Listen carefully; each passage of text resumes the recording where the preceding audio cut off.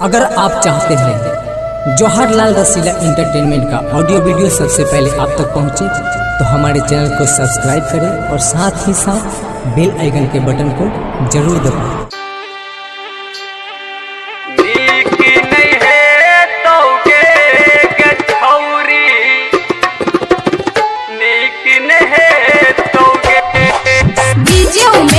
Mix by Monu निगम सुखीपुर बाजार। नीक नहीं है तोगे के छौरी, नीक नहीं है तोगे, नीक नहीं है तोगे, नीक नहीं है तोगे के छौरी, नीक नहीं है तोगे।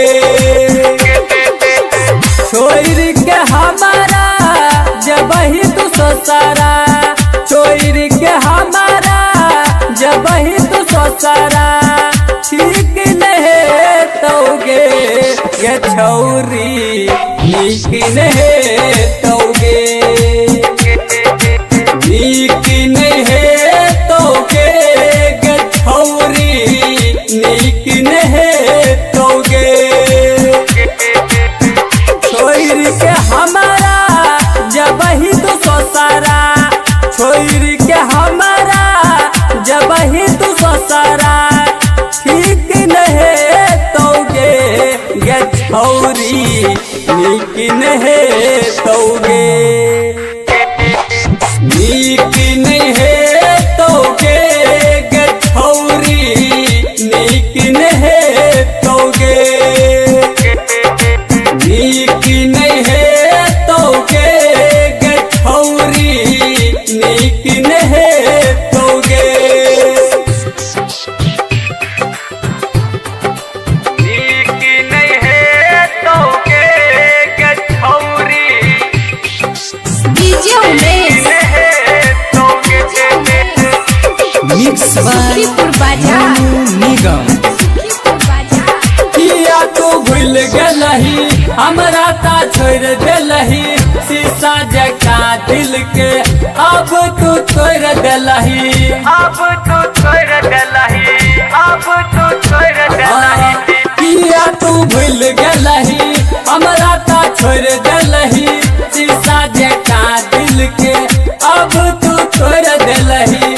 रही रही याद हमार ए तग तोरा, रही रही याद हमार ए तग तोरा, रात में बुझे तोगे ये छौरी, नीक नहीं तोगे,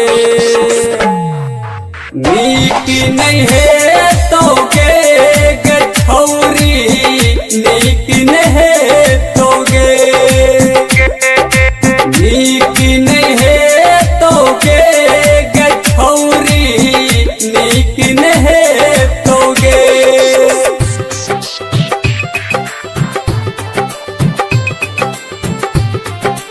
नीक नहीं है तोगे ये डीजे उमेश सुखीपुर बाजार। सुखीपुर बाजार। आत्मा मेहदी तू पियारा चलही गे, राइटर गुलशन संगे अब तू गलही गे, अब तू गलही गे, अब तू गलही गे। हाँ मांग में सिंदूर तू किया सा जलही गे, प्रमोद अपाची संगे अब तू गलही गे। कहे छो तोरा गायक जवाहर, कहे छो तोरा गायक जवाहर, जहर पीबोगे गे छौरी, नीक नहीं तोगे, नीक नहीं है तोगे गे छौरी, नीक नहीं